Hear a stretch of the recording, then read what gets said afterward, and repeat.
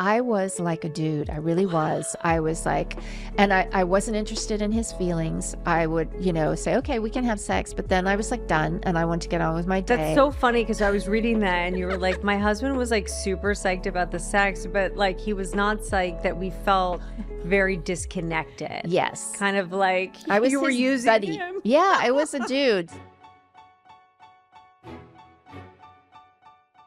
Welcome back to the Flexible Neurotic podcast. I'm Dr. Sarah Milken, the Flexible Neurotic. Today, I am wearing readers because today I have notes because today I did not want to memorize the amazing titles of my guest articles, which you're going to love. So I have them written here.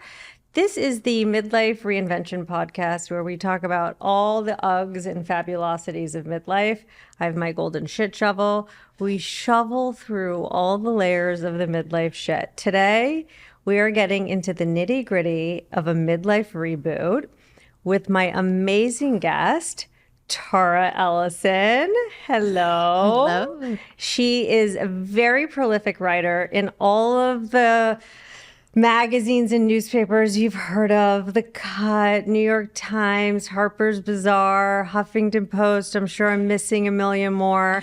And lately she's been on the midlife topic, narrative, story.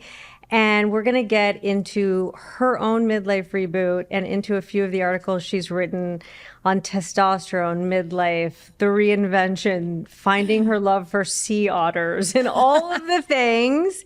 So hang with us and we're going to get into it. Happy to have you. Hi, thank you for having me. This is so fun. It's so fun for you to be here. Like, this is my second podcast of the day. I told you I've already sweat through my clothes, changed my shirt since I had armpit rings. You would never know. I know. You look composed. And my cool as a fan, cucumber. we got it going on. I gave you your I own have fan. my own fan. Thank you I so know. much. The AC is too loud for the recording. Who knows? But anyway, I'm so happy to have you here. I've loved reading your articles, and some of my friends, I told them that I was interviewing you and they were like, oh my God, we love those articles too. So obviously you're making the midlife rounds. I am making the midlife You rounds. are. That's very nice to hear that people have read Yes. it, because you know what? You toil away on these things, and as you know, You're in and a you dark room throw- and nobody gives a fuck. Nobody do. gives a fuck. And and my husband's sick of me Oh talking my about all God. these things, and my girlfriends are sick of it. So I'm like, will anybody give a fuck about this thing I that I'm do. sending? We do. We Thank all you. do. All my listeners do. We give a fuck. Yes. Yes, the Give a Fuck Club. I love it. Give a fuck, the Midlife Give a Fuck Club. I mean, Yes. look, I always talk about how everything in midlife is hard and good. Honestly, like if you Yes. think about it, it's like lifting the dumb weights is really hard, but it's fucking good for you. This Eating morning, the protein. Yeah. This morning I ate the fucking 30 grams of sausage protein. Like, Wow. no, I don't want to eat that. But I do the midlife protein scavenger hunt every day to try to get to 100. You are a champ. That is No, impressive. I'm in beast mode right now, which means I like 2 days, I'm like, oh my God, I'm so good at this. And then the next 2 days, I'm like on the sofa scrolling, you know? Right. So I feel like leaning into the days where you actually have some energy, you have to. Like today, I went to the gym, recorded 2 podcasts. I mean, I got my protein in, didn't do the steps. But I'm like, tomorrow, There's still time. Tomorrow might be my day off. You just don't know. Yes. So you judge it per day, like Yeah, when you 'cause wake I up. feel and like you- it's like this whole time is just an emotional roller coaster of physiological, physical, mental, because it's like I have a kid off in college, a daughter applying to college, and it's just every day's a shit show. Yes. And I'm New grateful. I have adventures. a good shit show, and it's still a shit show. Right. You There's know? no way around it. There's Yeah. no way around it. So before we get into your main article that was just written about the midlife reboot, I want to talk about another article, Love and Marriage and Menopause. My hormones turned into a labor of love. Emphasis on the labor part. Yeah, it turned the sex part with my husband into a labor of love. Yes, that whole article is about how to keep having sex with your partner while your hormones are just going sideways and you're trying to figure out the shit show, as you pointed out, because, the hormone puzzle is really It's a real. mind fuck. Yeah, I just couldn't believe when I was like 44 and I had hot flashes out of nowhere, I was like, oh my God, where did this come from? And, I'm 56, so this is a while ago now, and nobody was talking about menopause 12 years ago. Nobody said a word about it, especially not in LA, because everybody is trying to pretend that that's not happening. So you're at a friend's birthday party, you start profusely sweating. Yes, I was just like, somebody set fire to my insides, and I was, what the fuck? And these guys were leaning in for this picture. And I remember this moment sort of like, oh my God, can they feel this heat radiating off Can you feel my heat right now? I've got my fan right here. Right now. So it just was mortifying. And I also felt this sense of shame, like, what is wrong with me that my body at 44 is doing this? I felt like, okay, I'm a step away from a dried up old crone, and this is what's happening. And I went to my gyno at the time, that was like 3 gynos ago. Yeah, exactly. Like, she really, her attitude was like, oh, sucks to be you. And your blood levels say you're in menopause. And then she had another patient and she just left me crying in the office. And I was just like, oh, how do I figure this out? And I couldn't believe that there wasn't more info available. And I understood like she has a practice of women having babies, but what about those of us that sort of age out of that? Like, what's next for us? It's like you can get Botox, but everything else you're fucked. Right. I mean, it's weird. I totally get it. It's so bizarre to me. And also when you sort of factor in that so much of our lives are lived, hopefully beyond menopause. Yeah, because longevity numbers are crazy. Yes. Like people are living so much longer. So you have so many more years after the age of 50 than we used to. It's like, you better get your shit together, your vagina together, and you better get some hobbies. That's right. Because, and your brain. Yeah. Make sure your brain is functioning. I always talk about my husband has like 19 hobbies. It's like he plays the piano, he plays golf. Like he's not going to have dementia, but I will. 'Cause I'm not doing all those things. I'm like, maybe my podcast will help me, but it's a lot of things. Well, it's interesting that you say that because that was one of my midlife sort of moments where I was like, I'm going to have more free time now. What the hell do I do with it? I know. Trying to get back in touch with that person that I used to be before I got married. And I was married before and I had my daughter and I got divorced. So I'm remarried. But, I had a foggy recollection of who that person was. What were her interests and who was I now? So there's this whole, thing that happens where you have to kind of, it's sort of like an identity crisis, I guess, but you have to kind of rejigger all the pieces and see how they fit. Do you feel like you did it in because the way your articles came out and were written, it seems like maybe you did it in a more sequential order. Like, do you feel like you spent a few years trying to get your hormones together, then you kind of moved on to the kind of purpose, hobby, relevance piece? Yes. Okay. Because that's the way I read it. Yes. That it was like, okay, let me go to all these doctors. First things first. Get my patches and my creams and my special potions. And I have tried it all, by the way. And the story that I love the most, though, is one of the doctors that you went to was like, basically told you to have sex every day. Yes. So tell us about that, because it's fabulous. So this guy's if somebody told me that, I would die. But I know. I was like, did my husband pay you to say that? I mean, I know. Wow. I was like, does this justify your bill? Is this a thing? I've got to tell you something. I had sex every day when I was 20. Like that's like you're like a porn star. I don't know. Well, here's the funny thing. This guy, I don't know if he still is, but he probably is. It was very well known.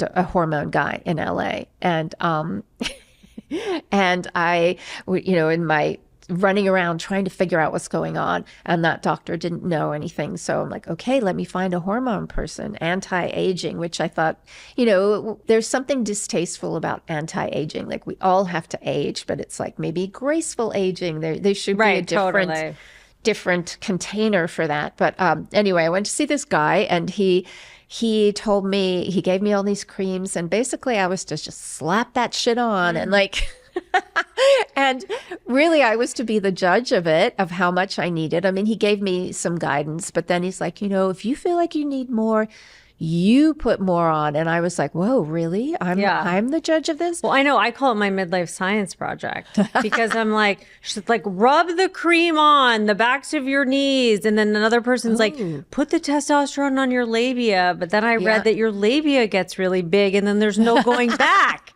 And I was like, that's weird too. I'm not doing an overgrown labia. What? So I'm like, I'm still in the process of figuring out where the testosterone is going.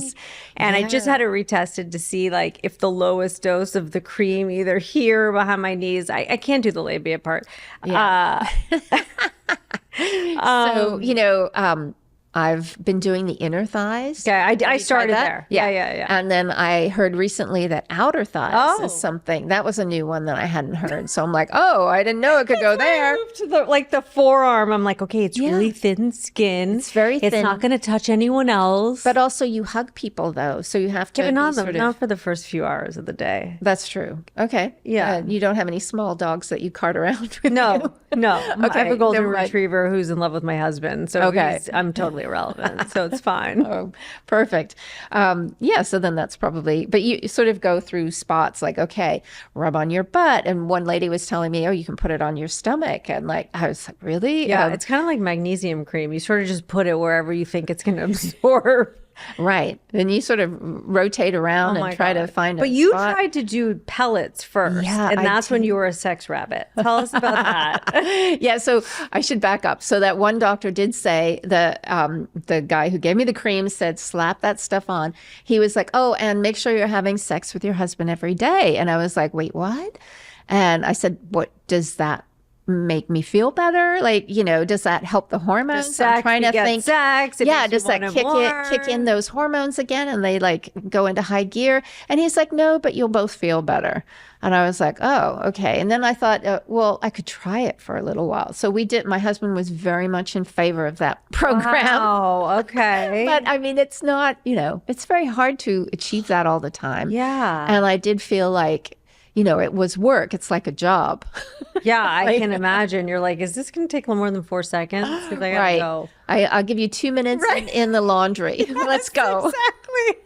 That's it, buddy. Oh my God. But it does start you thinking, but it did kind of help because I did start thinking of like, my whole pelvic, like it just was like, okay, things are happening. But did you feel like you had to like have an orgasm every single time? No. That's like so much pressure. Yeah, no. Okay. I was just like, okay, let's knock it out. Yeah. Let's go. Okay. All right. That makes me feel a little bit better. Yeah, I definitely don't want to put too much pressure on myself that way or my husband. It's like, okay, if we're going to do this, let's just say, let's just go. It was fun because it's like we were playing this little game that we, so that was fun for a while, but that wears off. Yeah, that's like playing the protein, no gluten game. It's like it gets really boring after 5 minutes. Yeah, exactly. So, so I cycled through trying different things because I found that things work for a while and then they stop working. Yeah. So I wasn't sure, like, do I go? So I ended up going to the new gyno that I had after that lady was telling me that, she didn't really have a lot of suggestions for my menopause plan. And also what I really was annoyed at, she didn't say, look, what's happening now is perimenopause. I didn't know that was a thing. Never heard of the word. It's like either you're in menopause or you're not. Yeah. I thought I was like a dead woman walking, basically. So makes sense. It felt like, and I really was surprised by how much grief I had, how attached I was to feeling like young and like fertile myrtle. Like, well, not even so much that, I'm going to have another kid, but just my sense of juiciness in the world and just like walking around, I don't know how to describe it exactly, but it was so attached to my sense of identity that when there was that threat, like, that's gone. I was so stunned, really. And I did feel depressed. And part of that is because my hormones were just, in the toilet. Toilet. But so, I mean, I went to a new gyno who then was saying, this is after I had been to the hormone guy was like, put everything on. And then this gyno said to me, look, what you're doing is playing with witch potions. Like, who knows what's in that shit? Like, or how much is in there? Why don't we put you on the birth control pill? And this is what you should do. So I tried that for like a month, and I was like crawling out of my mind. Like, it just wasn't. And you gained weight and you felt gross. I just felt like puffy, and it just wasn't good. It's so funny because I'm like the one person who loves birth control pills. Oh, yeah? And I'm 49 and I'm still on them, and I'm not proud of it. I should not be on them. But I don't know. I just keep saying to my doctors, I'm like, look, like, I don't have to come off of it for another year or two. I have a daughter applying to college. I have a son who just left. Like, I can't rock that many boats. Afford you know what I'm saying? Like, yeah. I have to be mentally kind of prepared for, because no one can tell you, like we just said, like, no one can tell me what's going to happen. Like, is my hair going to fall out? Am I going to feel weird? Because there is a difference between birth control pill estrogen and HRT estrogen. And no one can say, like, this is what's going to happen. I actually had one doctor, like, be really honest with me and say, I've had 3 patients go back on birth control pills after they tried to switch over to HRT. Right. And so it's like one of those things where I'm like, okay, I have to be in like the perfect mindset and watch nothing's going to happen. It's going to be like perfect, smooth sailing. Who knows? But maybe it's working for you, and that's fine for now. I know, but eventually I have to change it. And that's why, like, I've added into my science project the testosterone. The progesterone's been a little iffy. Because when I first took it, I was like, fuck, at 100 milligrams, I felt like somebody hit me with a baseball bat. Yeah. And it's funny because I have some friends who take 200. Yes, I was on 200 for a while. If I took 200, I would be in like a walking coma. Like, crazy. Right. And so they gave me a micronized one that's compounded, that's 25 milligrams that I'm about to restart. But it's that kind of like, you don't know what's what. You don't know what's placebo. Yeah. Everything's like a crapshoot. Yeah, and everyone responds differently. Yeah. So there's no one size fits all, and you do have to be like your own, science experiment. Yeah. I wish there were a simpler answer, but there isn't at this point. So you kind of went around and around with the hormones. Your husband. Yeah. From what I read in your article, your husband was like super psyched about the sex every day. Yeah. And you were like robotically, like you were like a maniac on the testosterone. You were productive. You were getting shit done. Yes. You were like, boom, boom, boom. It was so funny because it was sort of it's like probably cliche. What people feel like when they take Adderall or something. Yeah.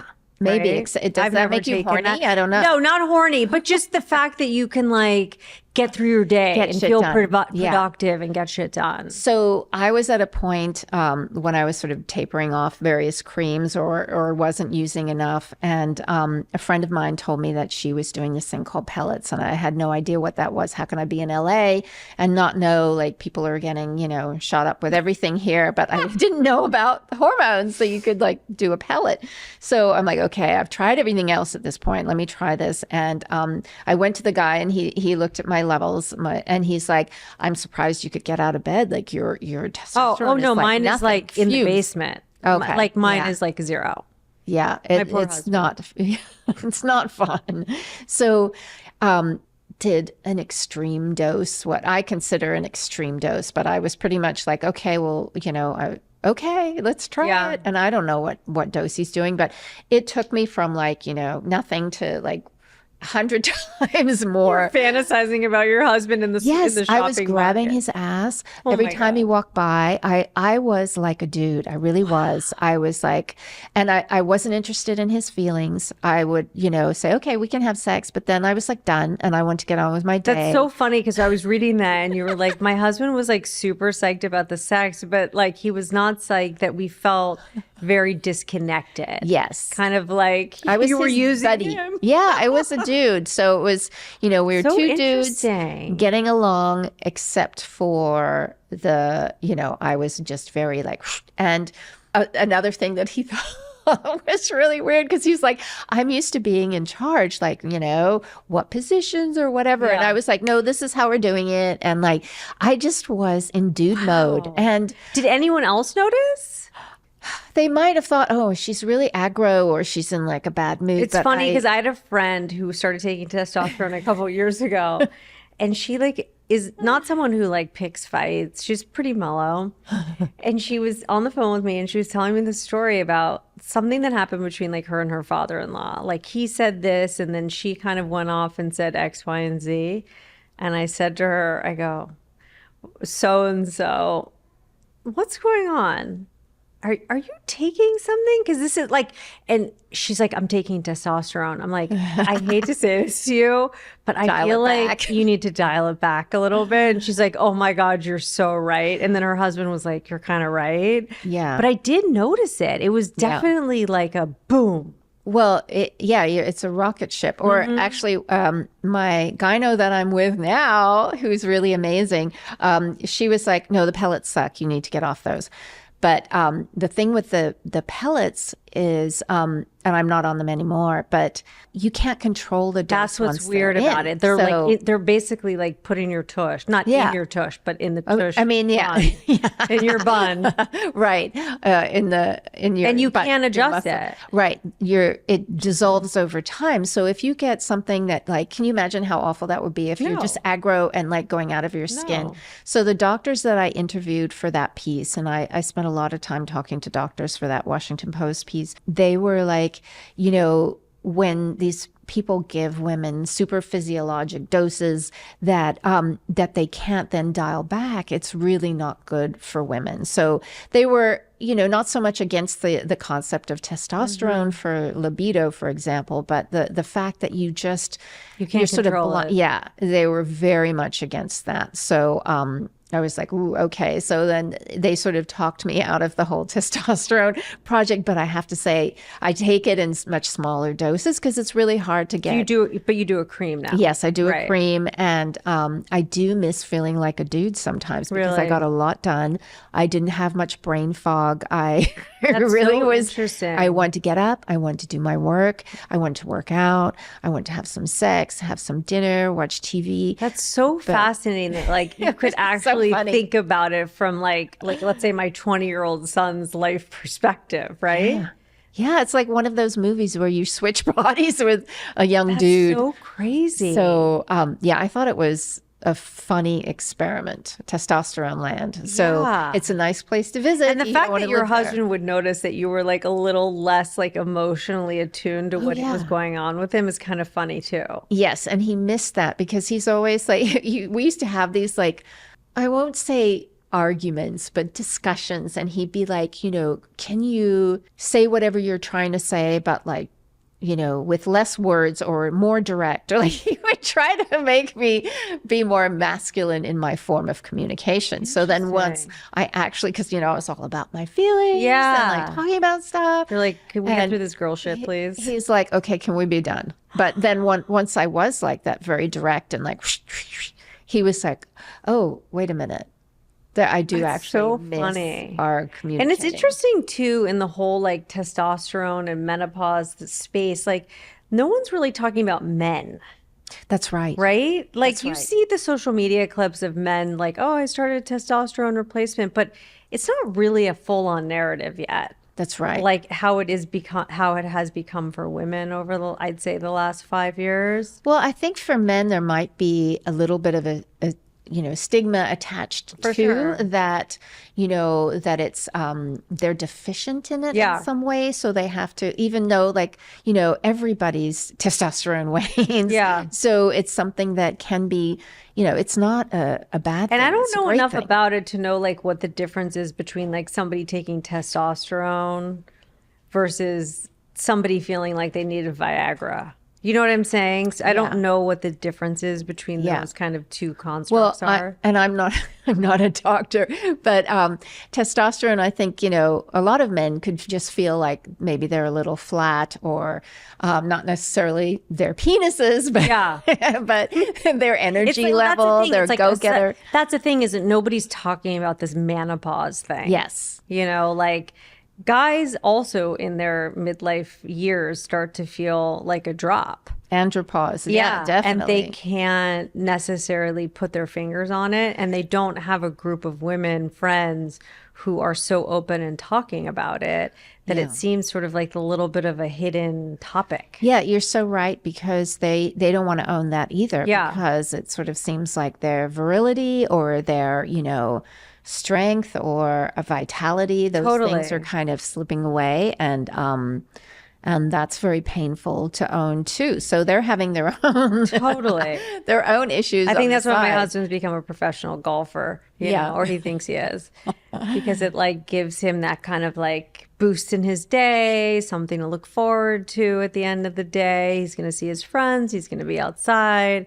It's kind of like fake testosterone or something. I don't know. Well, there's something where my husband watches a lot of the UFC fights. Okay. And he was telling me that there's a couple of things that raise men's testosterone naturally. So it can be watching fights. So, they're all into watching, I call it my daughter and I used to call it the punching show.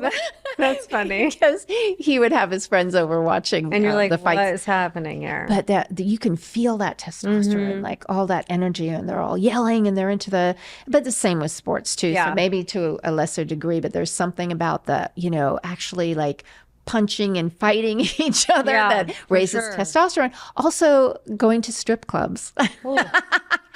That one's off the menu. Yeah. But apparently that does raise What happens in Vegas testosterone. stays in Vegas. Exactly. And maybe he's putting me on. He is a doctor. So it's like Okay. there's certain things that I would need to go and Google before I challenge him. Yeah. But I mean, it sounded kind of reasonable. No, it does sound reasonable, for sure. And I know when I watch the fights, like when he's watching something, I do get more aggro.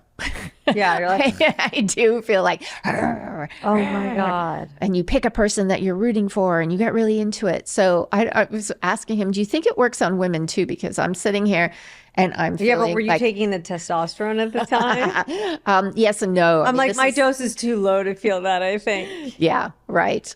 Well, I mean, we're all on the lower doses, the people that are taking it, unless you're doing the pellets. And that No, gives this you is the like, crazy high. this is one click of that. Yeah, so thing. that's gentle. Yeah. So I'm like, is this working? Like, I don't know what's happening here. Right. And it's sort of hard to tell. It is hard to tell. That's what Yeah. I'm saying. It's like, I don't know what's placebo, what's like, oh, I've eaten less sugar, I have less brain fog. Is that the testosterone? Is that eating less sugar? It's like, you don't know. You really don't know. You don't know. And No. one of the experts I spoke to, she said something really interesting. She said that women are often blamed for a low sex drive. Mm-hmm. And, could it really be that it's related to their relationship? Like, what state is your relationship in? So, if there are resentments or there are things that you're not connecting over, then maybe you don't want to have sex with your partner. Right, 100%. So, a lot of times society is like, oh, well, we've lost our sex drive, and maybe we have a little bit, but maybe we're not that excited about our partner for whatever reasons. Right.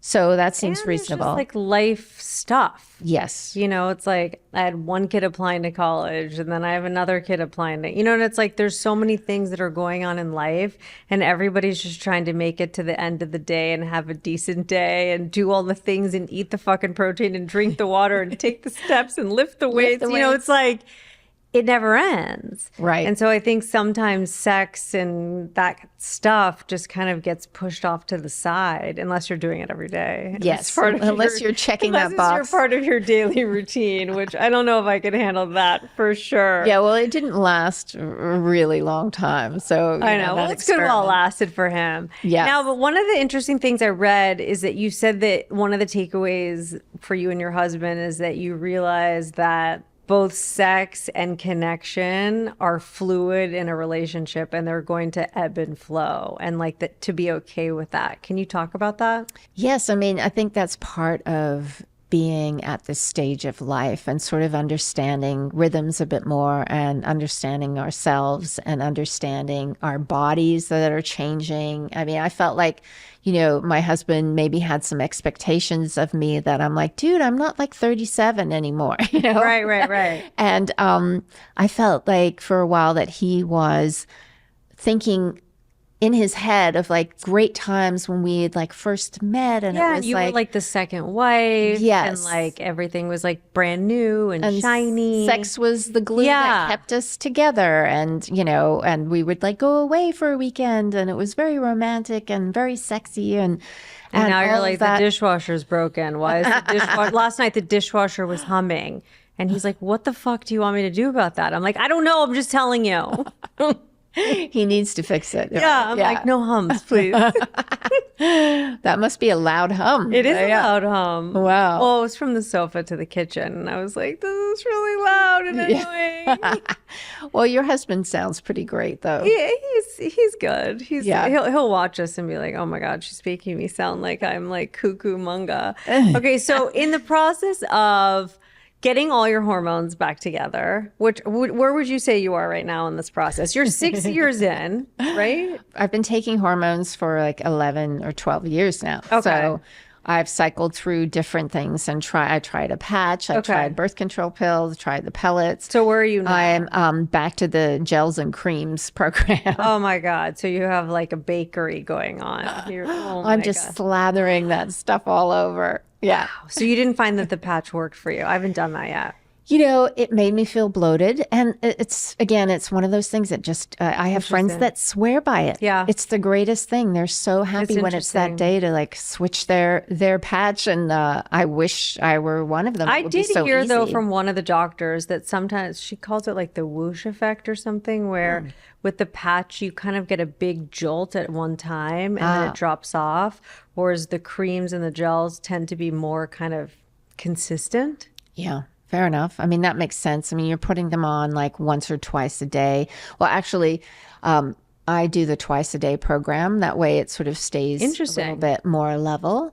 Initially, I was just doing once a day, but then, my body probably is very thirsty for them at this point. Oh my God. So once you now that you feel like you're in a good place right now with your hormones, or do you feel like there's still work? Well, listen, I feel like it's a shifting carpet, that it's going to be one of those things that I probably will always need to kind of tweak or adjust. I don't have to know what that looks like now. I've like done enough of this sort of science experiment to kind of know and then my you body. added an SSRI, I read, right? Too. Yeah, I did at one point. I'm not taking that anymore. Okay. And did that help you? Because I know a lot of women find that it does help them. Yeah, well, that's sort of one of the things that women get offered. I know, because they're like, here, take everything in the kitchen fucking sink. Right. What can I throw at you and see if this works? And maybe that does work for some people. I have taken them at different points. Like when I got divorced before, I took for a little while to just kind of get over that hump of like, what the hell am I doing now? So I think that they are useful, but I really felt like mine was kind of hormone related. So yes, yeah, exactly. Situational. So the hormones kind of filled in for me enough so that I felt like, okay. So when you somewhat balanced. I mean, obviously you've been a writer for a long time, but when did you, with your daughter moving out of the house, and I think you have stepkids? Yes, they're all up and out. Okay. So like at what point did you say to yourself, like, okay, I have my hormones sort of in check. I've been around and around. Now I need to like figure out what the fuck I'm going to do with myself. Yeah. Like, were you working, not working? Well, so I was writing kind of part-time here and there and not really focusing on it and mostly just taking care of my family. And you mentioned your husband is really good at, like, he has 19 hobbies. Yes. And my husband is really good at entertaining himself. Like, he's always. So is mine. Yeah. I'm like, I'm here. He's like, uh-huh. I'm like, okay. And that's a great thing, actually. But I was just sort of envious of like, wow, how does he figure out? Me too. He's so good about, he goes to the gym, he does his routine, he has all these things that he does. And I just felt like, why do I not know what I want to do? And why am I not going to workshops or going to events? Like, I just hadn't given myself permission to really kind of figure out what I wanted to do. So, and it was a process. I was like looking for jobs, like what could I do? One part that I didn't bring up was I had this huge health crisis. Forget the menopause stuff for a minute. Crisis. Yeah, I had open heart surgery. So that was just fucking brutal. So Yeah, the year that I turned 50, that happened. Yeah. Was that just sudden? It's a genetic condition that wow. I didn't find out that I had until 41. It's hypertrophic cardiomyopathy. And how do you find out that you have that? Well, I was very stressed at the time, and I was having these sort of events, and I felt like I was almost blacking out, and my husband was like, "We should take you and get you checked out." So we went to a cardiologist, and they admitted me that night to Cedars because it looked like I was having a heart attack, and it really was that this defect, this genetic thing, was really making my EKG look crazy. But I have a thickness in the left ventricle that when you hear of athletes on the field dropping dead and they had no idea they had a heart problem, a lot of times it's hypertrophic cardiomyopathy. And for some reason I'd been able to get to 41 without like dropping dead. So that was a really big shock because they told me you're high risk for sudden death. And I was like, no, I'm yoga chick. I have my green juices. I do my walks. I'm like, fine. And I have sex every day. Yeah. That was pre the hormones, actually. So I probably wasn't having sex every day. But so yeah, I was just like, wait, heart things? Like, no, that's like for like heavy set guys, older guys. And I had no concept of like, actually, it affects a lot of women, heart disease. It does. So it's like the number one killer. Yes. So I didn't take it seriously. Anyway, I tried to manage it with different medications, and it turned out, 9 years later that I needed this very specialized surgery that I went to the Mayo Clinic for, where they I don't want to go down this road. It's like so weird, and like not many people will have to deal with this, but they had to shave down some of my heart tissue from the muscle. Was that a big recovery? Yes. So, and also a lot of times they don't tell you with heart things is that there's a depression that comes with it. Oh, and wow. I knew that from going to some heart support groups. There was one woman that said like once she had her surgery, she was never the same. So I was like terrified, like, oh my God. But something definitely changes with you. And I don't know whether it was, my age or like menopause coming, or that I had this incredibly intense surgery. Or all of it. Yeah, or all of it. But I just started to really look at my life and look at my relationships, my relationship with my mother. I really kind of looked closely at it instead of I always looked at it through humor before and would like make jokes, but there were certain things that I couldn't sort of joke away.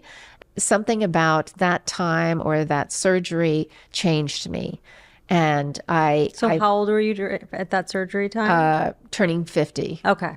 So, I mean, it's at that pivotal point. Yeah. So it really was one of those wake up calls and there was nothing I could have done differently. It wasn't like, oh, you have partied or whatever. It was nothing that I could have changed lifestyle wise. It was just this fucked up thing that got unlucky. Genetic. Yeah. So anyway, there was that to tackle, and really I had to work on feeling better.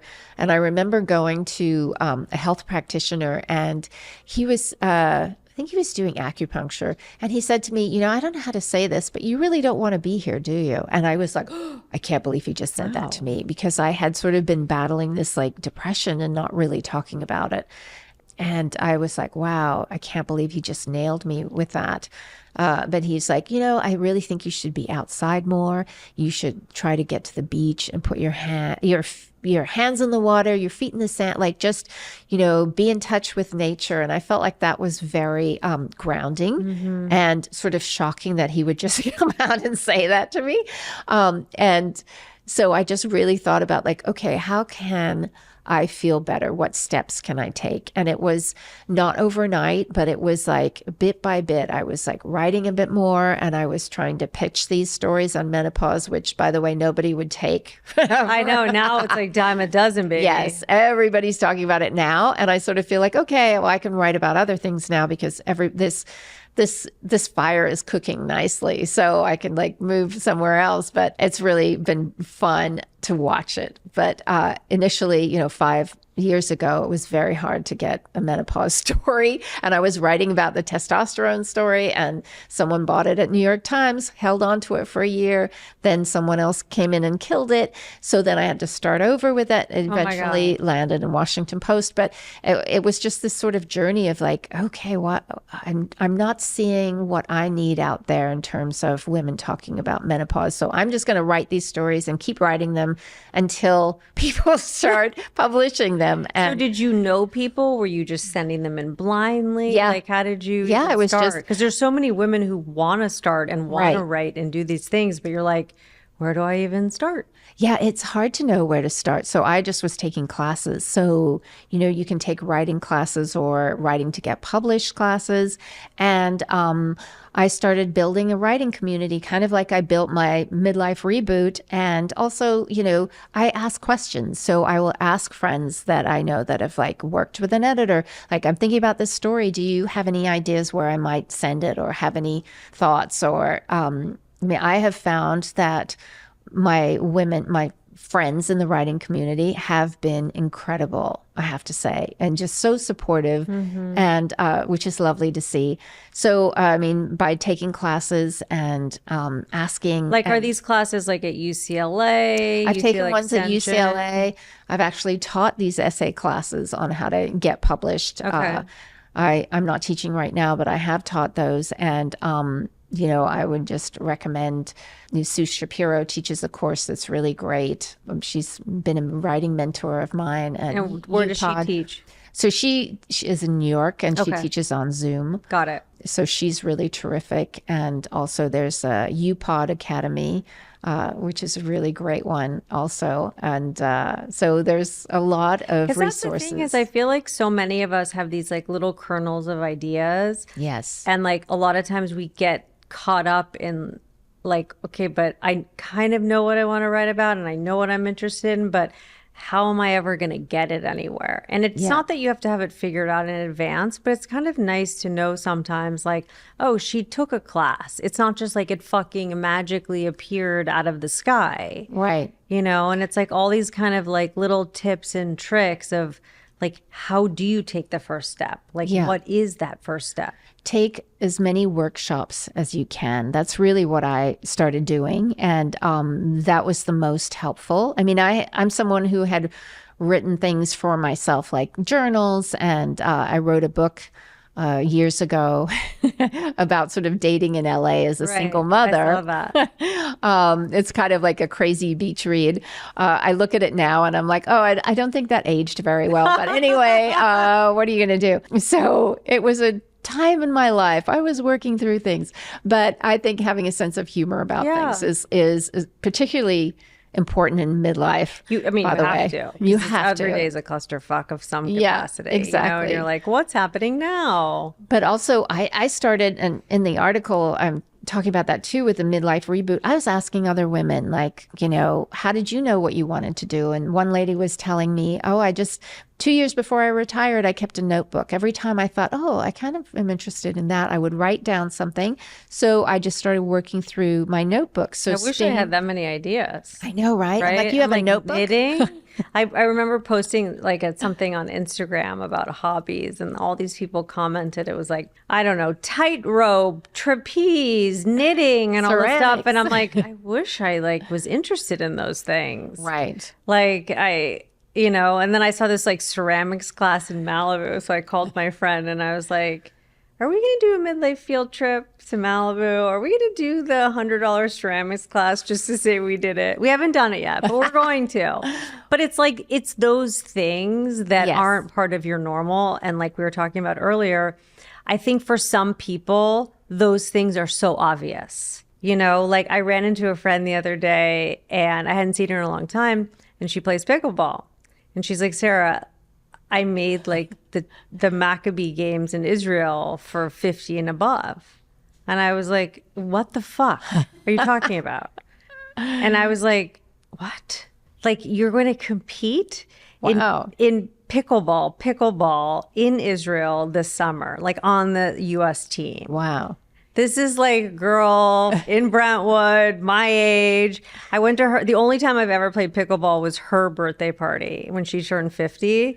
And I'm like, the fact that, like, I don't know, it just like blew my mind. It was so cool and like so out there. It was like something my husband would do. Yeah. You know what I mean? I'm like, what? She hasn't stopped playing. Yeah. Clearly. And I'm like, oh my God. And, Wow. you know, but it's like we all have our things. I was like, Yes. okay, well, I started a podcast. I may not play pickleball, but that's like, pretty great. we all have our like own little things. But I kind of, sometimes I with my husband and all of his hobbies, I'm kind of jealous. Yes. You I know? get it. But, you know, if you don't try things that are sort of outside of your comfort zone, you don't know that you might actually be really good at pickleball. Like, yeah, I'm not exactly the most athletic person in the world, right. but Me neither. I know. So I'm kind of like, I just keep thinking like, okay, is it, you know, pottery? I didn't do that well in that in high school when it was required.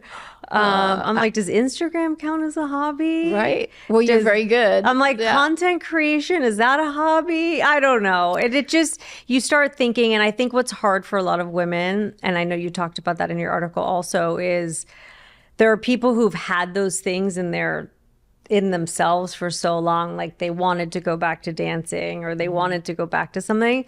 But for people like you and me, where we didn't already have those, and then we get to this point in life where like, oh shit, what now? And you said you didn't give yourself permission to do those fun adventures, but you didn't even know what the fuck the fun adventures would be, even if you had the time. And you did have the time, but you didn't know what they would be. And then your husband would go on like a 3-day boys trip twice in 3 weeks. And you're like, wait, you're leaving again? And it's so true, because you feel like you're this like codependent person. And it's not like my husband's at home entertaining me and doing a dance show, but I know he's there. Yes. And then it exactly. creates this kind of like codependence culture in your home of like, well, what do I do without him? And what do I do without the structure that he brings to today or tonight or whatever? Well, you kind of shake things up a little bit when you decide to make new choices. And Right. it kind and of then you went on your girls invigorates- trip. Yeah. And you're like, see you soon. And how was Yeah. that? How did that feel for him? Well, you know,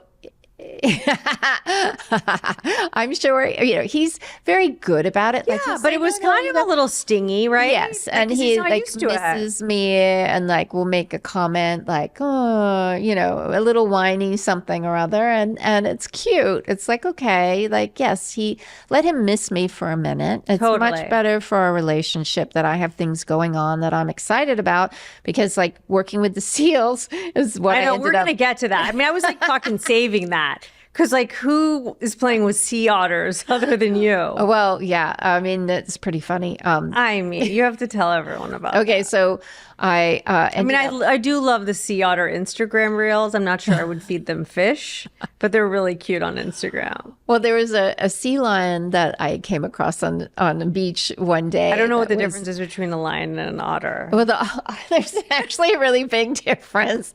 Otters are like this, and then the sea lions can be like, you know, Oh, so otters are a ginormous. cute little penguin. Cute little. So yeah, there's there's not a lot of otters in my life, but there are like elephant seal pups and a certain time of year, and also sea lions from pup size to adults. So so I met this woman that came out to like help the sea lion, and I was like, well, tell me about your organization. You met her just on the beach randomly? Well, I had to Google to find out and figure out, and I think I was like on Nextdoor or something, just trying everywhere. What do I do? The sea lion is hanging out here, looks kind of funky. Like, I'm not sure. Oh, so you were trying to solve a sea lion issue? Yes. It The wasn't sea like you lions- were actively interested in sea lions. No, it sort of, it picked me, the sea lion. I was the designated person in its life in that moment. my So I was like, God. okay. So I called California Wildlife Center. That would and- be me. Yeah. So I'm a city girl. I didn't know, like, is this a thing where they just like hang out and look really like they're going to like keel over? Like this poor sea lion, she looked really bad. And it turned out, I found out later. Oh, but because I was she- going to say, do they she have was parts? Well, you'd have to roll her over, and I don't think she was up for that. She was really not having. She needed some hormones. Yeah. she was not having it. Because I feel like with rabbits, like there's certain animals, like you don't know what they're gender is, like based Like on I mean, unless they're presenting and their parts. Like I was just maybe in they Sydney. need testosterone. Yes, I was just in Sydney in August seeing my family there. And my cousin lives in a part of Canberra where there are kangaroos everywhere. And I've very Americanized at this point. Like my days of encountering kangaroos are long Yeah, gone. mine are on Instagram. So this one, we were driving around and I just couldn't believe they're just like everywhere. And this one male, he got up on his hind legs and she's like, oh, yeah, look, he's, full of testosterone, that boy, he's presenting for you. Oh. And, he had the most incredibly large balls. I was like, oh my God, look at that. And they're almost like caricatures because he's kind of like puffing his chest up to be like, wow, I'm Superman standing here on my legs and like, don't fuck with me. I'm showing you my equipment here. I mean, it's you should look it up on Instagram because they have these videos. So I didn't know that was so. Like so anyway, kangaroo. There's no question with a kangaroo what you're dealing with, and certain animals. Like so this was a big female. So big female. Anyway, she ended up being so sick that they did end up putting her down, which was sad. But she was blind and she had like a lot of problems. So she was like gonna, expire probably soon. That's why she was stranding like that. But I was fascinated that you call and these people come and they, it just seemed really cool that they're there and taking care of the wildlife like that. So I ended up like hounding this woman until she would let me come and join. And she's like, yes, we're going to have a training. We're going to have a training of volunteers. And I just like kept leaving her voicemail. She's probably like, oh, she's this like woman's so annoying. Sea otter stalker. So eventually, now I'm in, so it was 6th season this year. So I go on my, adventures with them.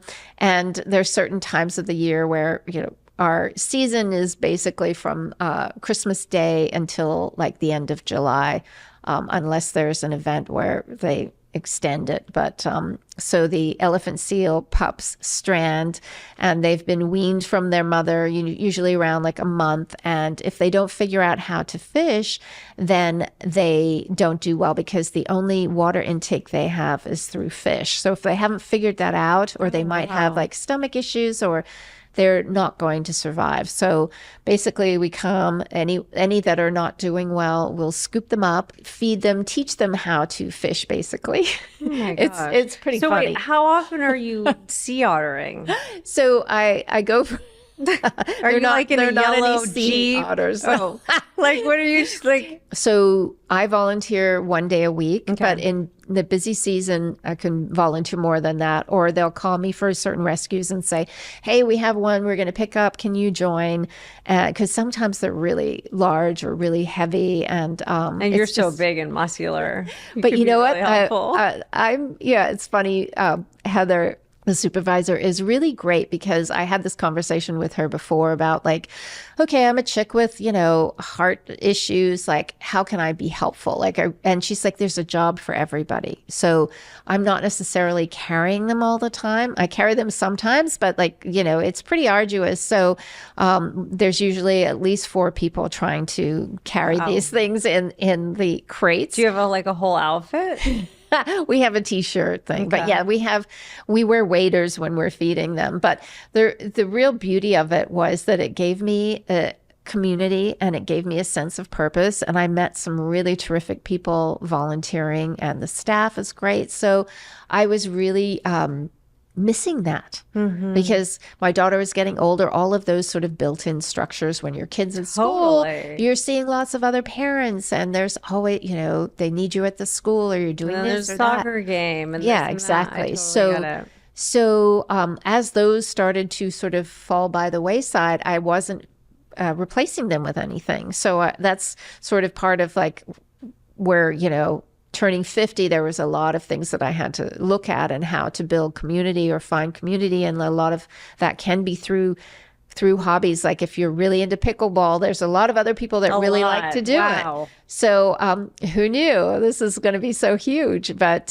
so whatever your thing is, and maybe you don't know what your thing is, but you try a bunch of things and see if any of them stick. Did you feel like kind of weird that you were like, I don't know anything about like seed life, and here I am. Yes, every day, every day, every day I was there, I would be like, okay, I am like seriously challenged here. And also it makes your brain work in different ways. Yeah. And like you're measuring this and you're doing that. And it's probably the best thing I could have done for my brain in terms of like, this was nothing like anything I had ever done before.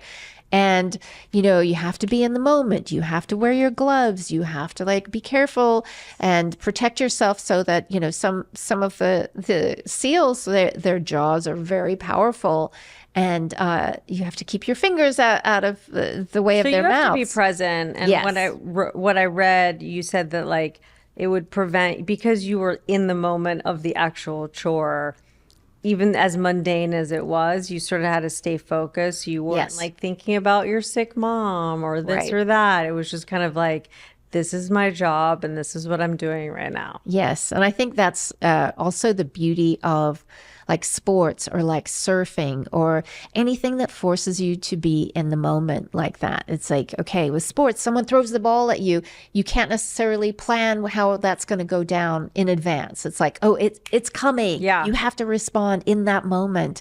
Or like we could make a plan for like how we're going to get this animal into the net, into the crate. And then the animal makes a decision that, that we didn't count on. Uh-oh. You have to respond in that moment. So from sort of feeling like I was kind of asleep in my life, that was really invigorating. Like, okay, I can't check out.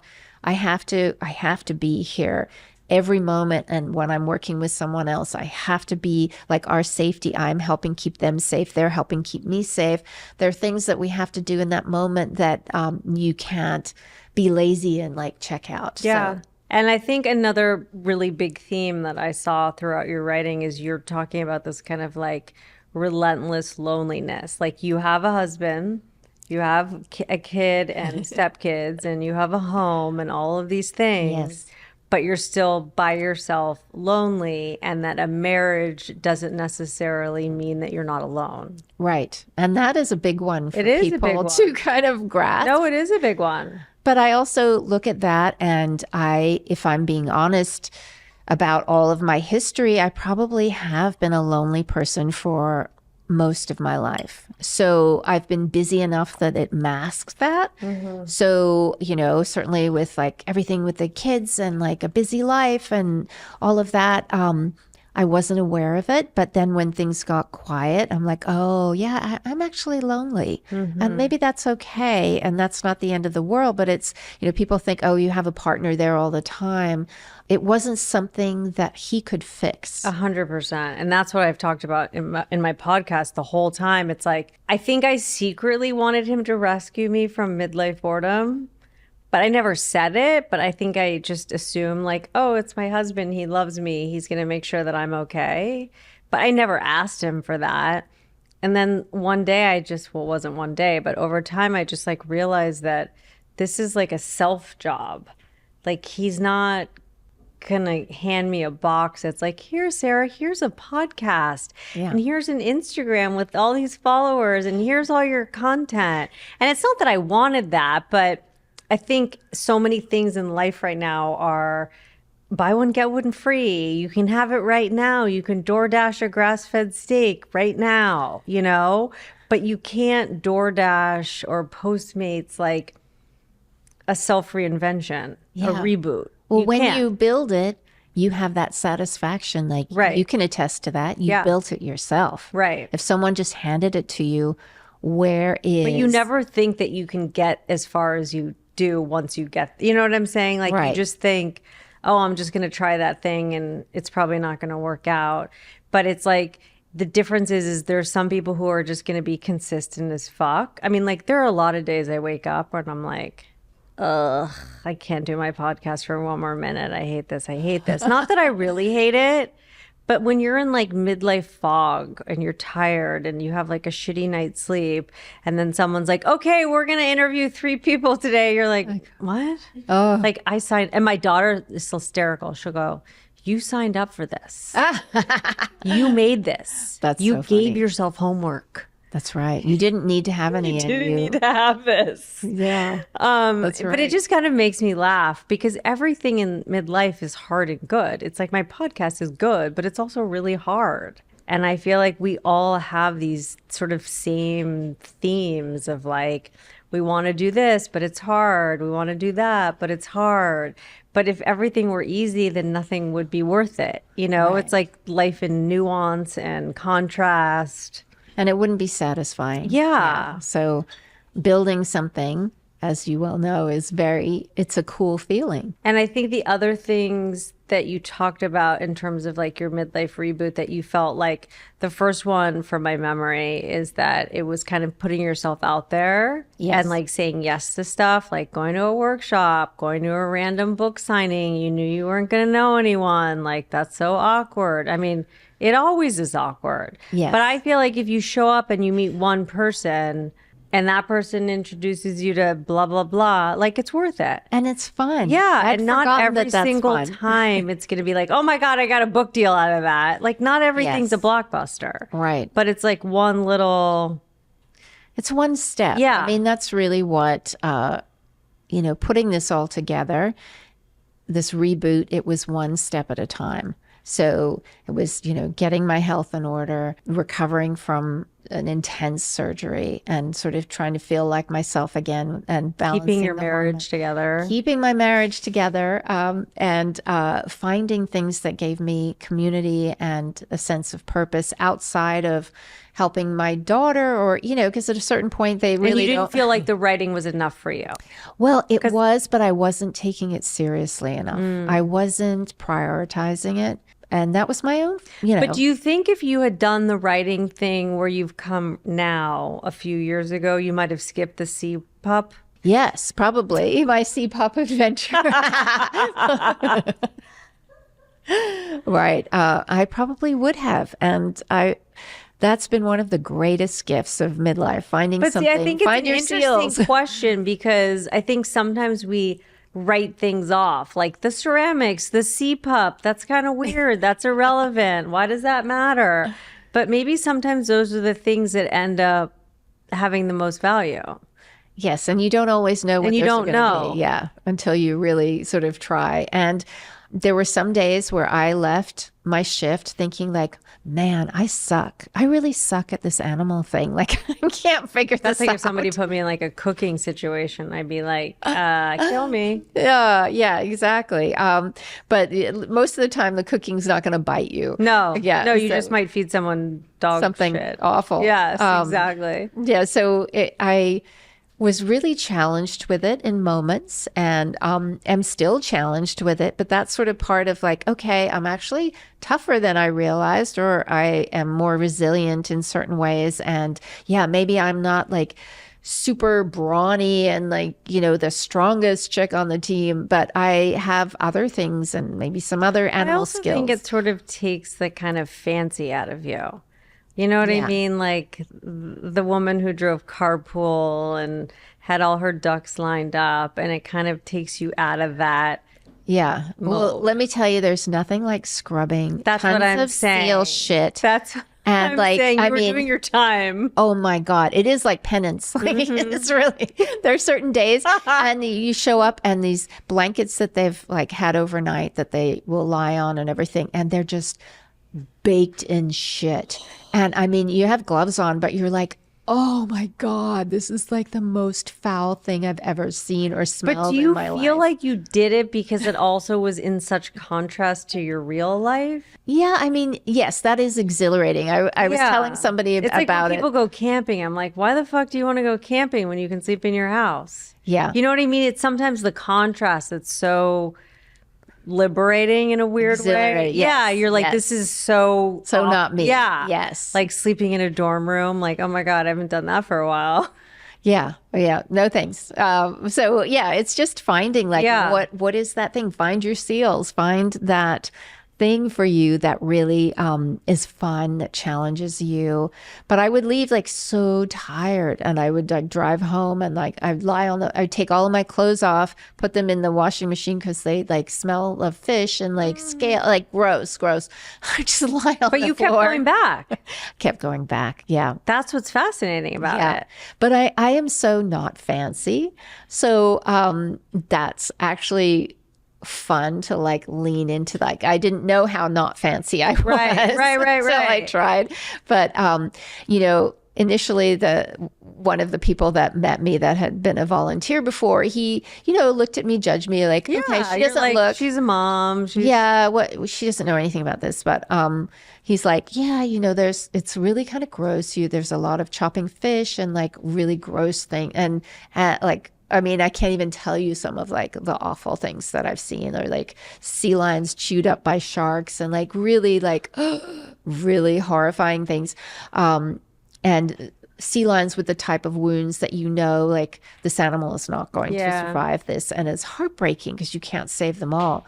Or a sea lion that's still that has no back flippers, that the shark took off and it's still trying to like figure it out, and you're just like, oh my God, this is so painful. There is something about it that jolts you into a place of being really awake. And sense. it doesn't. I don't look like.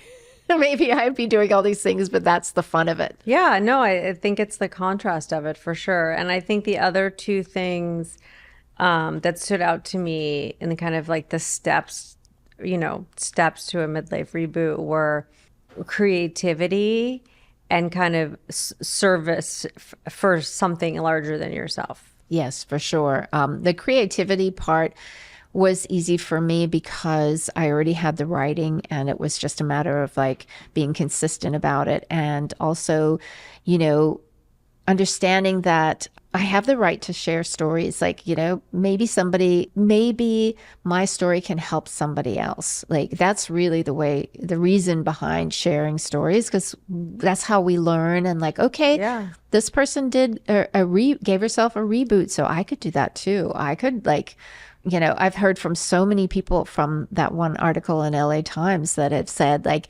oh, this is me you're writing about. We're living parallel lives. Right. I know. I get those messages all day long. Right. I'm sure. God. I literally had 10 women say to me today, oh my God, I'm on a midlife protein scavenger hunt too. I can't find enough protein. I'm like, I know. Right. And you're sharing what's going on with you. And then you realize, oh my God, so many other people are in this boat trying to figure this out.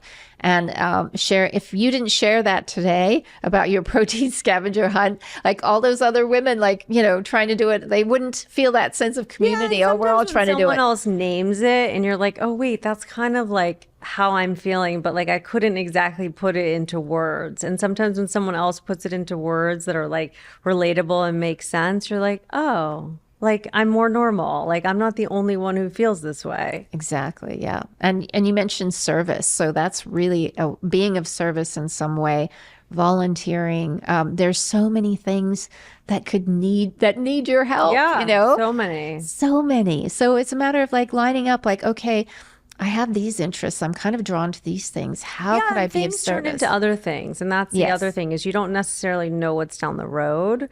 You take one step. Yeah, like Pamela Salzman's been on my podcast twice, and she has like a whole cooking Instagram platform. But when her kids, maybe they were going to college or they were in high school, she started like volunteering in like a gardening program at a school, and they were like growing vegetables or whatever. And then she taught a cooking class that someone convinced her to do. And then it turned into this whole thing. And you never know what that little thing is going to turn into. Right. But you won't know unless you've tried it, and you've tried it more than once, and the consistency thing, Yeah, you just said it. You're basically planting a seed and nurturing it. You just never know. Yeah, because you could have walked into the seed pup thing and been like, okay, I'm out of here. I got to go. Well, I would never have thought of it. Right. That was just so, I had no interest in being a vet. I didn't know, having access to animals like that. I thought only vets do that. And I'm not, My career was like nothing like that. So sometimes you just have to think out of the box, or a sea lion crosses your path, or something, you get some sort of clue from the universe, like, oh, this is kind of cool, or this thing happened, or I went to an event with a friend and met somebody else, talked about something, and now I'm interested in pursuing that something, whatever it is. Do you feel like it's helped your marriage in the sense that, like, I know in the article you said something like, it gave me something to talk about at dinner. Yes, other absolutely. than like, I went to the market, you know, Yeah. not that the market's not important, but like, Well, I was whatever. excited about my life again, and I had new experiences to talk about. And, you know, he does cool things during the day. And I was like, wait a minute, I tube fed this sea lion today. You should have seen it, you know. And I show him the picture of the sea lion on my phone. And I was really engaged in what I was doing in a way that I felt I hadn't been in a long time. So it wasn't like I'm doing this for him. I'm excited about this. Can I share it with you? Another guest that have spoken with twice, Eve Rodsky, she talks about like being interested and being interesting, Yes. that you want to always be on both sides. So you have something to bring to the table too. And it doesn't have to be like this like amazing, astounding thing, but that, you know, you're going to talk about what you did that day and like, wow, that's kind of cool that you were feeding sea lions or whatever. You know, it's different. It's random. It's wild. It's Yeah. yes. So I agree with that totally. And I'll go home tonight and tell my husband that we talked about your vagina, that we talked about your sex life. You know, we all talk have about everything. We all have our own versions of our stories, right? Yeah, I'm sure Dinner talk. my husband would probably prefer I stopped writing and talking about our sex I'll life. tell my husband that you have sex every day and we're not. Yeah, I mean, there's so many things to talk about tonight at dinner. Yeah, while I look for protein. Yeah, exactly. On the hunt. We're gonna have vegetable soup, but it was made with chicken Beef stock? bone broth. Yeah, so it has protein in There it. you I'm go. like, check, done. I can't. Yeah. It's like too many things. You have to give up at a certain Oh point. my God. Now, so if you had like one piece of advice for women listening who are like, what the fuck now? Yeah. What would it be? I would say be curious. Like really follow what's interesting. Follow what sounds like fun. Like follow a friend who's doing something cool. See if that works for you. And it might not, but you tried something new and you might meet someone there and like try something else. But just staying sort of curious and alive and engaged is really, it leads to other things. Okay. What's up next for you?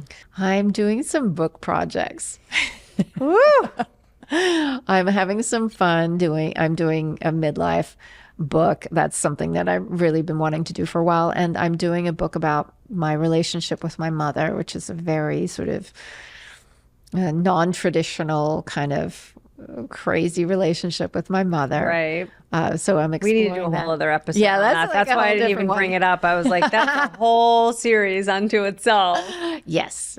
So plenty of material there. So I'm doing a follow-up piece for LA Times in the midlife space, but I'm also working on my own projects. Do you find that book writing and writing in general can be kind of solitary and lonely, and like you kind of have to force yourself to kind of stay on game with other things?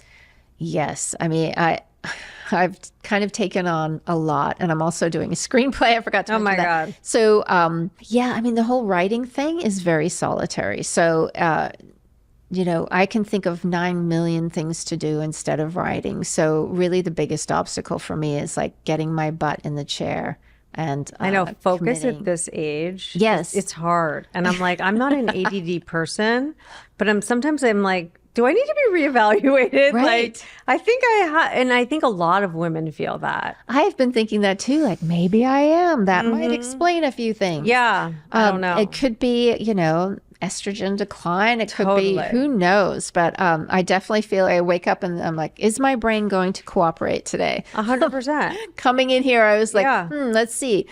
Why do you think I brought notes today? I was like, I've never brought notes before, but today's going to be the first day because today's not going to be the first day that I fucking forgot everything I was supposed to say. Yeah, and if you did, that would be okay, I know, right? But I'm It's just like- saying, like, you know, you think you have your shit together and sometimes you just don't. And you're like, Yeah. that's so weird. Yeah, it's And day by day. you're not accustomed to that. And I think it's also interesting, like as husbands view it, because, they're not 100% going through the same thing, but they're seeing it too. So you have to laugh about it because it really Humor is everything. I mean, my husband really enjoys being on my Instagram. Oh my God, the worst, the worst. Okay, so where can people find you? Well, I'm on Instagram, Tara Ellison Writer, and my website is taraellison.com. So come by, say hello, and either of And those. your Instagram has all the links to all the articles. All the which links is great. to, yes. And it doesn't take you to like pay $9.99 to join. Like Oh, you no, actually see the whole fucking article, which I love because sometimes I'm like, that's so annoying. Yes. Yeah. I think there's like maybe one or two that might be on a paywall still, but most of them are just available. So I love it. And I printed them all out too. My husband's did? like, what are you doing? I'm like, You're I need real amazing. paper. I need to love circle. that. I need to highlight. Like I'm wow, old school. you're thorough. Thank you. I really God, I appreciate have that. to. Thank you. I Thank you want for to having thank me. you for being here. Everyone, Tara Ellison, check her out on Instagram, her website. Love talking midlife. Thank you. Thank you for having me. Thanks for sweating with me. This was so fun. Thank you.